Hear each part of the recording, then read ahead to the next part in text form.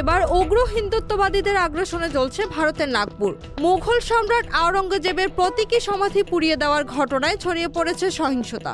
নাশকতার জেরে পুড়িয়ে দেওয়া হয়েছে শত শত ঘরবাড়ির দোকানপাট। হামলায় আহত হয় নিরাপত্তা রক্ষাকারী বাহিনী সহ বেসামরিক লোকজন। পরিস্থিতি নিয়ন্ত্রণে রাখতে নাগপুরের কয়েকটি এলাকায় কারফিউ জারি করা হয়।